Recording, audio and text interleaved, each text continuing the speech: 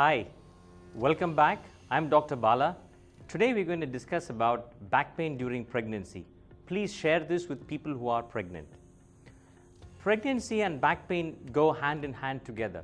It usually happens towards the end of pregnancy, and that's because your baby is growing and that's what's supposed to happen. But it can cause a bit of discomfort, especially it changes your routine, you lose a bit of sleep, and it can be a bit annoying.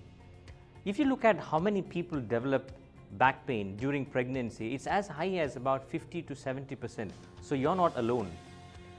And if you look at who develops more, it's people who are overweight and people who already have back pain have more pain during pregnancy. If you look at some of the other causes of back pain, well, there is a lot of hormonal changes during pregnancy, and that causes softening of your ligaments and muscles, and so the joints become a little more lax, and so it causes back pain. The next thing is your posture. So as the baby is growing bigger and heavier, you tend to stoop forwards and you're trying to compensate by leaning backwards. So there's a constant fight between your front and back, and that alters your posture. The gaining of weight by the baby itself puts a lot of stress on your back.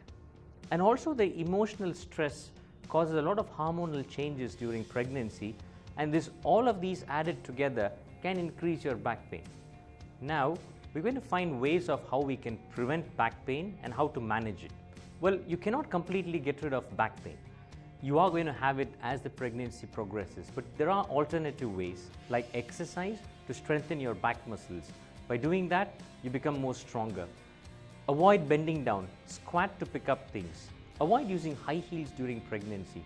Don't put excessive weight by pampering yourself.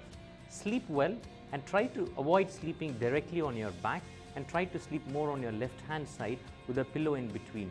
Use a belt or a support to hold the baby. Get adequate rest, put your legs on the chair and keep your feet up. Despite all these, if you still have pain, well, what you can do is an alternative of things like ice packs on your back and also hot compressions. Avoid wrong posture. Try to sit straight with your chest up and your shoulders down. Try to do frequent exercises. Keep doing your regular walks. And despite all this, if you develop pain, you can try alternative things like acupuncture or some gentle massages. Avoid self-medicating and medicines. Talk to a friend, talk to a counselor if you feel depressed.